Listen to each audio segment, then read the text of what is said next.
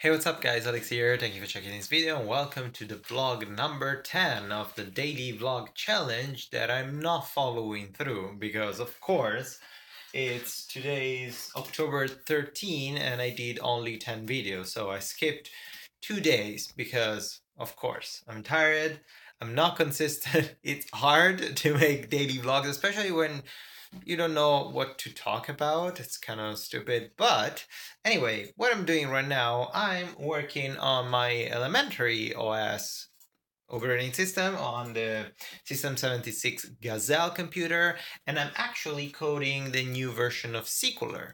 Don't know if you guys know, probably I said it I think like 1,000 times in the past vlogs, but I released an app for elementary OS called Sequeler that I'm going to show you right now.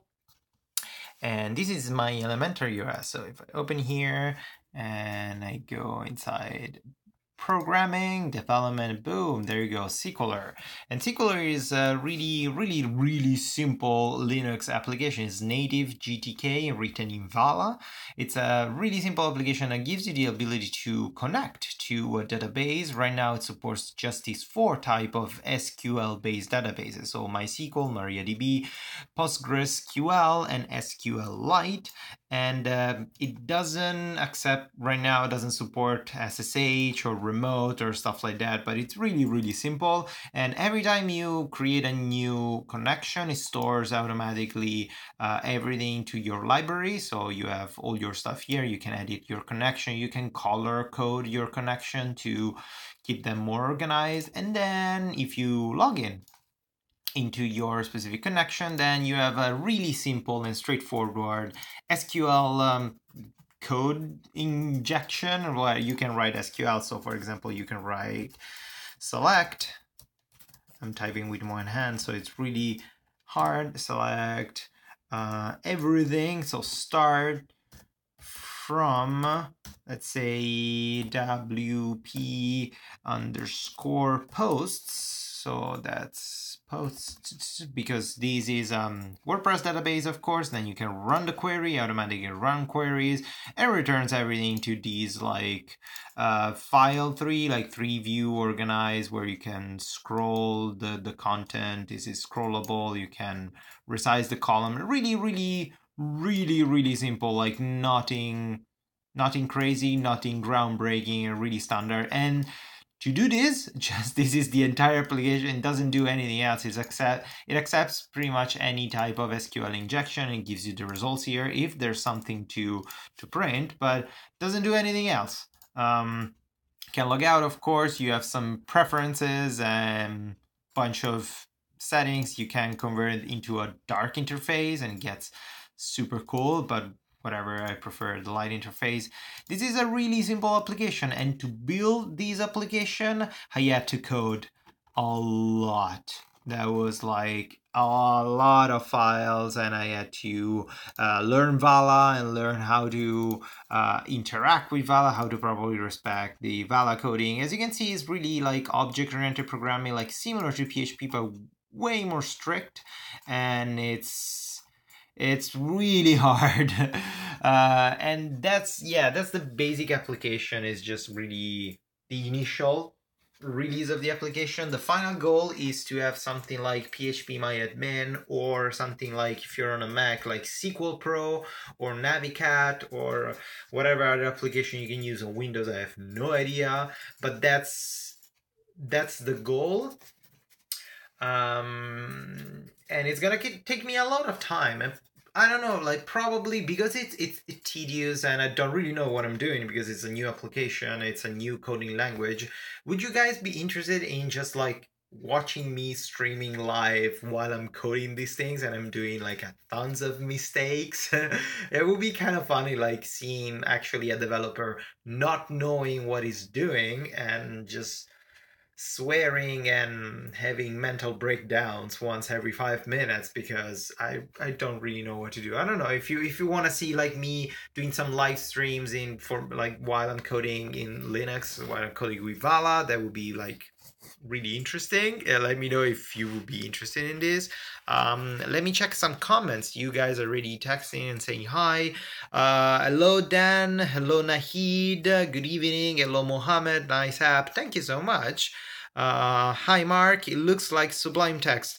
It's not Sublime Text. Is Visual Studio Code. This is Visual Studio Code because Sublime Text. I have Sublime Text installed here, so yeah, you can see Sublime Text here. I have it installed, but I found it easier. I found easier to set up and configure everything on Linux Visual Studio Code. So I prefer Visual Studio Code on Linux than Sublime Text. I found it like, yeah, less complicated than Sublime Text in terms of setting up the regular things like setting up the code linter, the PHP code sniffer, some libraries. It's full of extensions, and I found like a decent theme. This is Monokai Pro that I really like, and it's a good structure. It has built-in Git recognize of everything. So if I do whatever edit to something, for example, like I put an extra line here and I save this file, automatically it pops up a thing here. Hey, you have a new Git thing that recognizes that you didn't push this commit to Git, and if you open, it shows you the difference between the file that you have and the new addition that you need to push. So what you had before and what you had now. So it's really useful from this type of view. Everything is integrated and works right off the bat. While Sublime Text, it takes a lot of time to set it up and configure it. You can check like the video that I did on like the most important packages of Sublime Text, but I always had issues sometimes, especially on Linux, to recognize the PHP code sniffer, some Sublime linter like JavaScript linter, ES6 linter, and stuff like that. So I'm using Visual Studio Code because it's easier. It took me way less to set it up than actually Sublime Text. So that's the thing. John T, hey, how are you? I'm good, thank you. How are you, John T? Thanks for asking. Hey, Bambil! Finally, another vlog that I don't miss. Oh, great. It's good to have you here. What are you guys doing?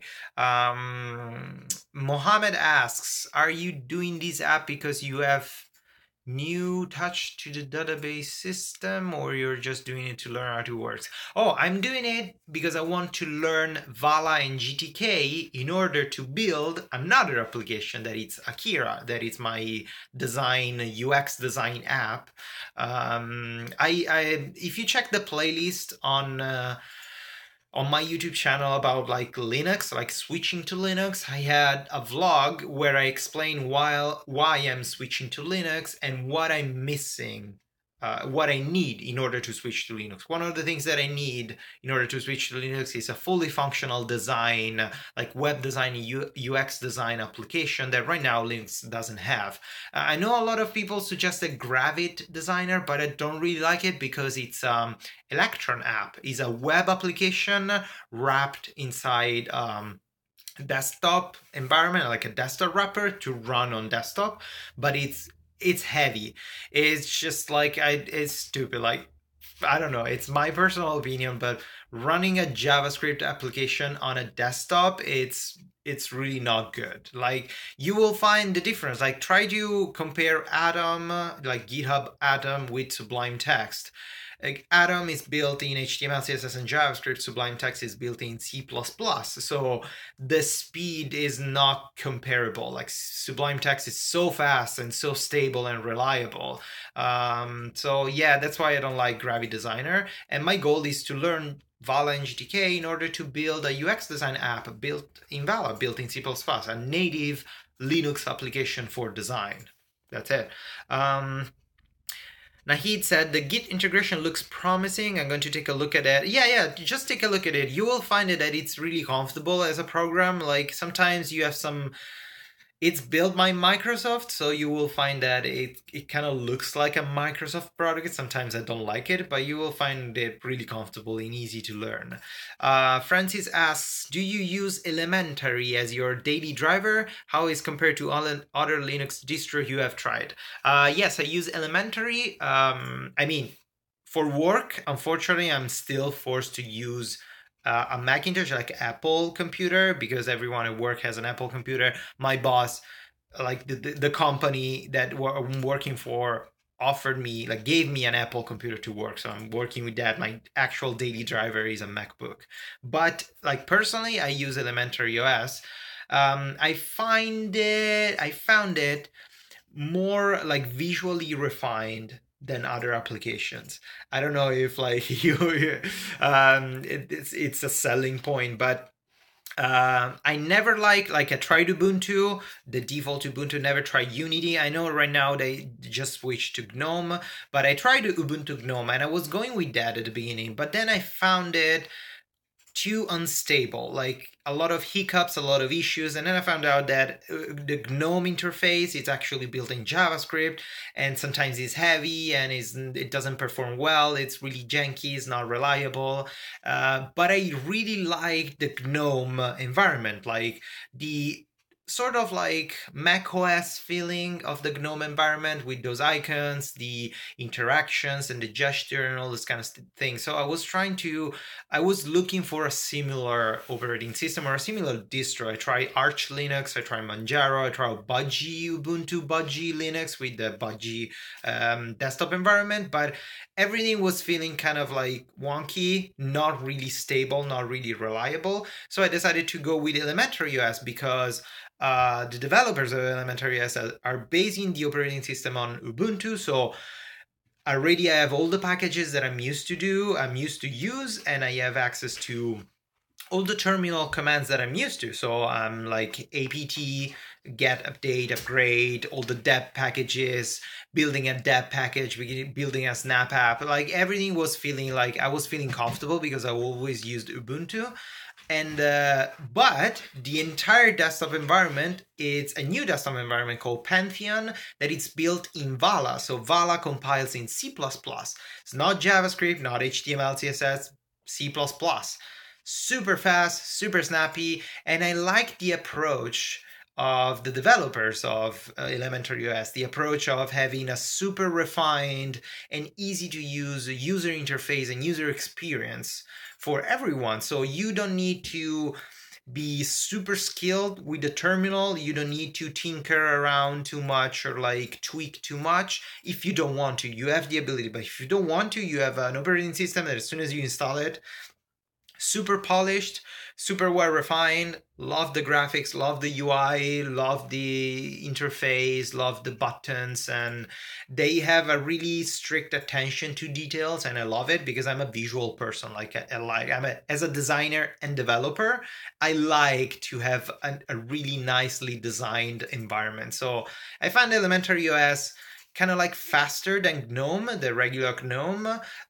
In terms of performances, it hogs the RAM as usual, like 1 or 2 gigabytes of RAM by default. You need to have those occupied by the operating system, but the developers, they're releasing a lot of good updates, and they're like also kind of like privacy centric, so it's good. I like it. You should give it a try. Sean said, nice work, Alex. Thank you so much, Sean. What extensions do you use on your VS Code? I'm gonna show you right now. So let's go here and let's tap extensions. I'm using Atom 1 Dark Theme that I don't currently have activated. I'm using Monokai Pro. This is a Monokai Pro theme that I have. Then I have some C# Visual Code auto-completion, the CMake, file recognition, because Vala compiles in CMake. You need a CMake file to compile Vala. So a CMake file, it's written as a TXT, as a simple text file. If you don't have a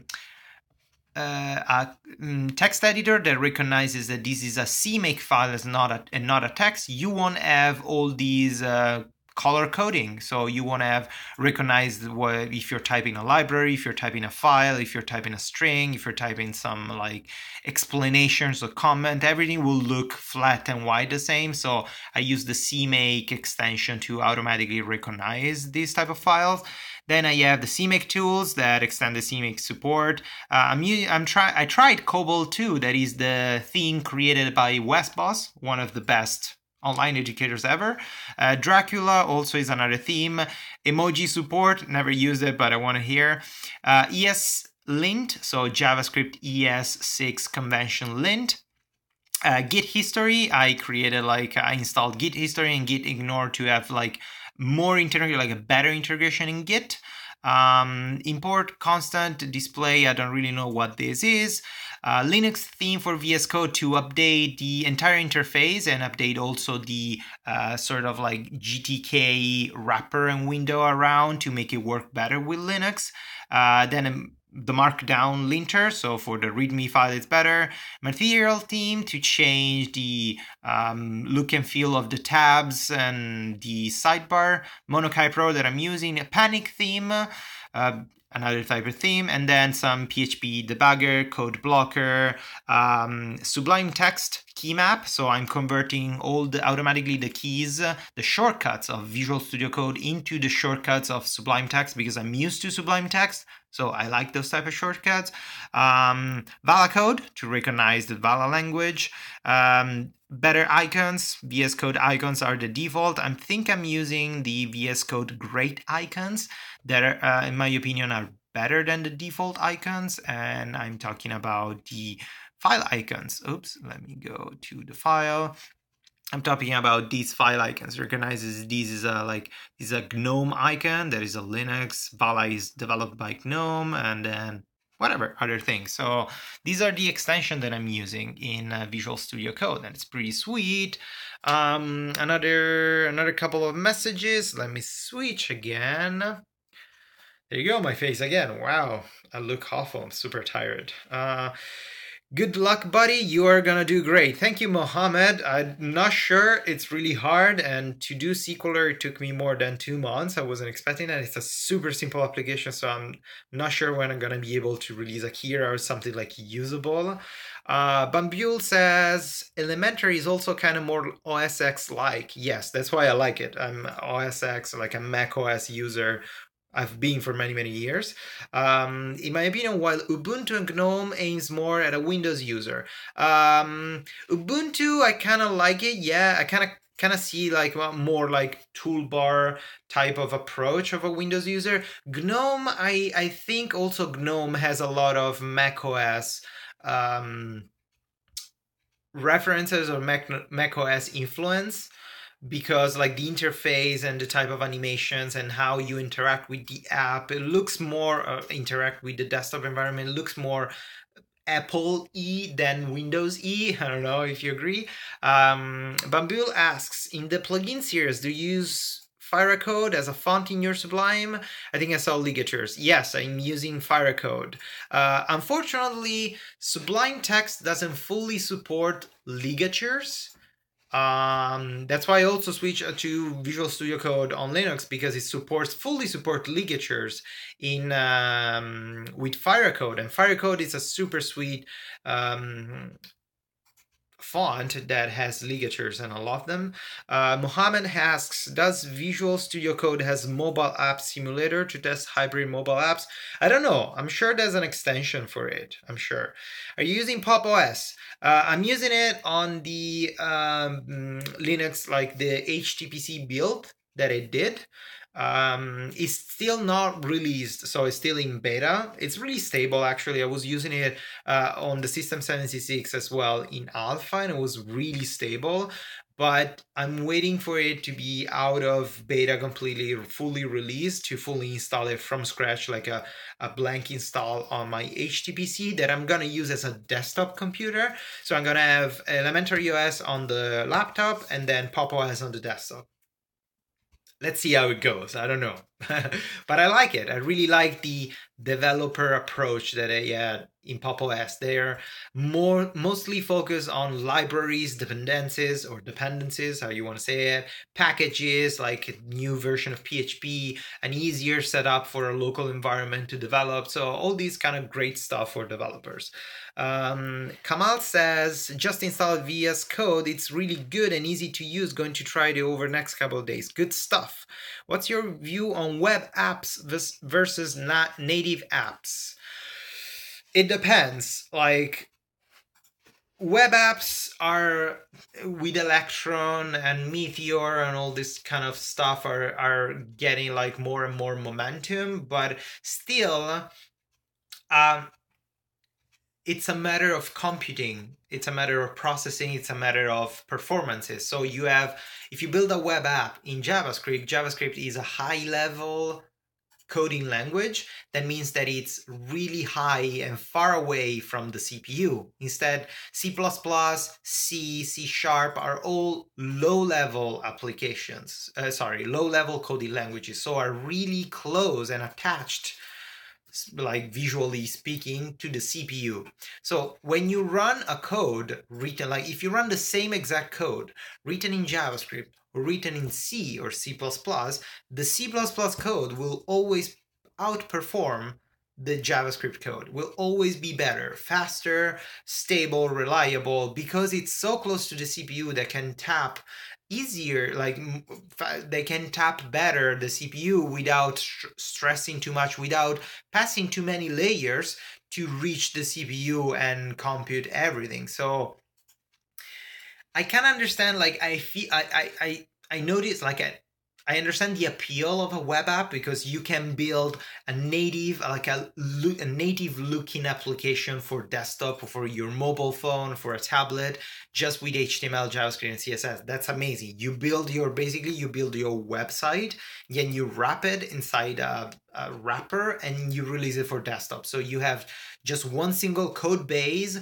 for every platform. That is amazing. The problem is that having a web app running fakely running natively on your desktop will never give you the full control of the desktop as you have with like a low-level coding language like C, C++, C Sharp. So probably in the future we're gonna have hybrid apps that are like partially native and partially web apps, or we're merging already, like Vala allows us, or GTK allows us to inject CSS, and you can control the UI with regular CSS, and that's amazing. So I think in the future we're gonna see a merge, but yeah, until I see same exact type of performance, I'm not gonna go with a web app. I'm gonna spend time to learn proper coding, like low-level programming language, to build a native application. There's a really cool video on HTML5 versus Qt, where they built the same application in HTML5, CSS, and JavaScript, and in Qt, the Qt compiles in C++, and they show the performance differences of those two identical apps, and it's mind-blowing. It's amazing. You should definitely check that video. Like HTML5 versus Qt is a really good video. Hello, Mukesh. Hello. Okay, it's more than 20 minutes of a vlog. I think that's pretty much it for today. I'm gonna go cook some dinner because the girlfriend is hungry, so she needs to eat. Yeah, let me know in the comment below if you're interested in me doing some live streaming while I'm coding Vala on Linux. So I'm doing some live streaming from Linux. Let's see how it goes also with OBS and see if I can maintain a proper quality of live streaming with that. And as usual, until the next vlog, happy coding, guys. Cheers. What's for dinner? Sorry. What's for dinner? Avocado toast, veggie burger, eggs, and a soup, warm tomato soup. It's kind of cold here in Vancouver right now, so that's dinner. Okay, thanks again, bye. Thanks again, guys. Oh my god, so tired. Bye, bye, bye, bye.